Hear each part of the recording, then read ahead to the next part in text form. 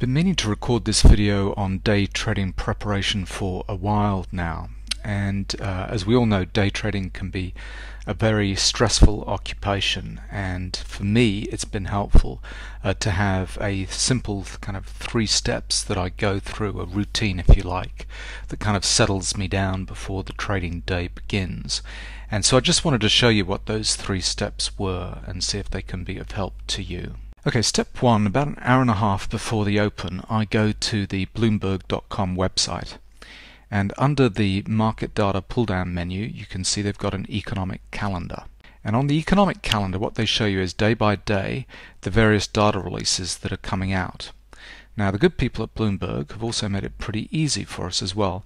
They've given us this little key at the bottom that shows a red star as a market moving indicator and a yellow star here as merit extra attention. So we can go through each day and know which of these data releases are likely to cause kind of volatility in the market. So you can see from Friday there was the employment numbers coming out 8:30 Eastern time. So I know that's coming out at 7:30 Chicago time, an hour before the open. And most of the time, you know, they're pretty right about the coloring of these important data releases.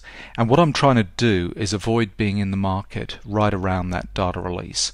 Because there's usually heightened volatility, don't want to be taken out on a stop when I'm in the market, so I'd rather be out and just watching what the reaction is to the market. Most of the time they're pretty right in terms of these colorings, shadings on the red and yellow. This week, in fact, the non-manufacturing index, which wasn't marked, coming out at 10 o'clock on the Tuesday Eastern time, that actually ended up being a pretty significant number. So, you know, most of the time they're good, so that's kind of helpful. I'm not interested in what the numbers are on kind of, you know, weeks here when before the numbers are released. They show you what the consensus is. You can also click on these tabs to find out what the actual number the data release was. I'm not interested which way the number is and trying to anticipate whether it's a good or a bad number and what the market is going to do when it sees a particular number. All I'm interested is being out of the market when that data is being released, so I can reduce my risk from the extra volatility that comes my way. So that's step number 1.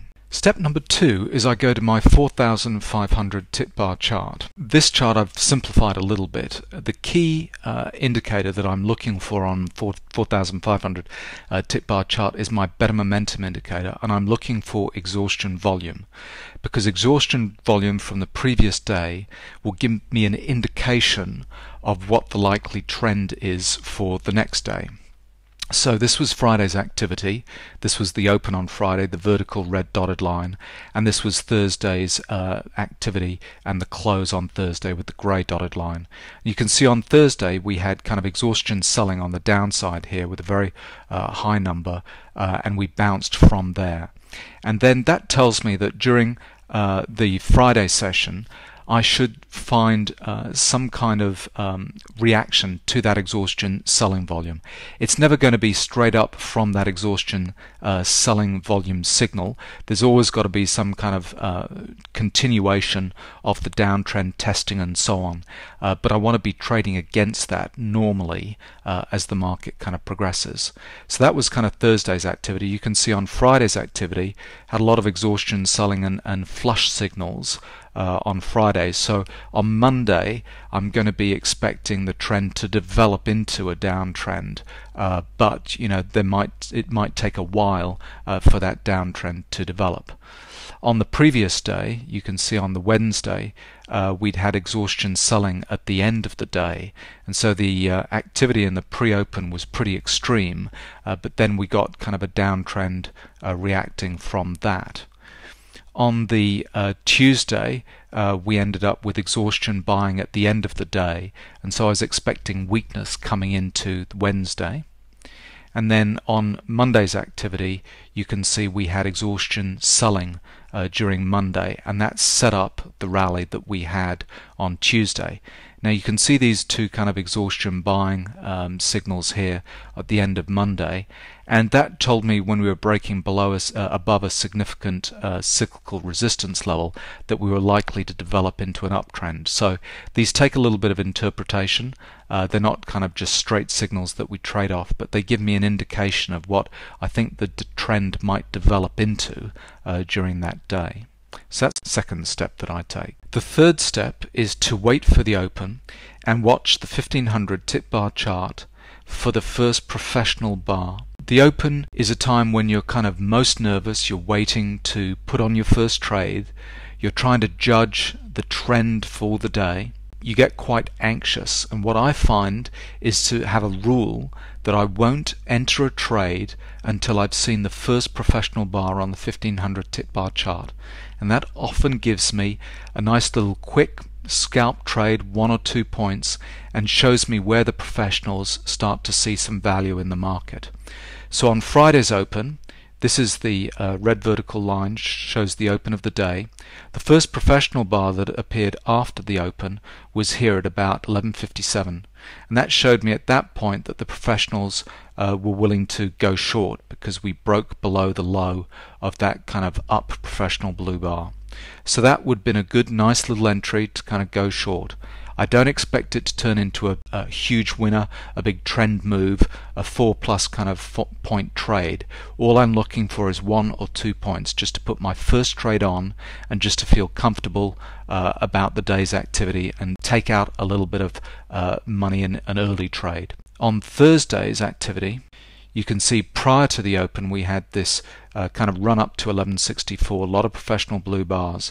The very first professional blue bar that came in after a sizable decline, and it was at the lows, down to 1153, 1154.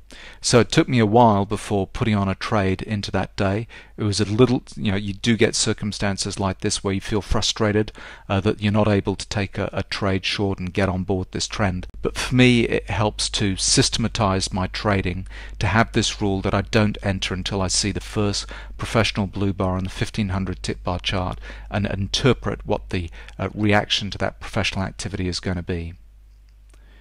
So on Wednesday's trade, you can see we had a whole series of blue up bars after the open. Now what I'm looking for after these blues up bars is a break of the low of that last blue up bar to take a trade short there. Next day here, again, little professional blue bar just after the open, a little bit of a high in the market, and we sell off just for a couple of points, kind of a counter trend move there. And then here's another kind of move. You can see the professionals kind of starting to take profits here, but as we ramp up to this 1144 level, that's a good entry to go short. Now the low of this blue bar, you kind of would have got kicked out of that trade there. It's not a perfect signal, but again, for me it's just a handy little first trade of the day to get 1 or 2 points under your belt and to judge where the professionals are coming into the market. So there we go. 3 simple steps I use to start off my trading day. The first one, about an hour and a half before they open, I check Bloomberg for the economic news that's coming out that day. Try to be out of the market around those data releases. The second thing is to check the exhaustion signals on the 4500 tip bar chart, my trend determination time frame, to see what the trend is likely to be develop into during the next trading day. And the third thing is just to wait, sit on my hands until I see the first professional blue bar on the 1500 tip bar chart before entering a trade.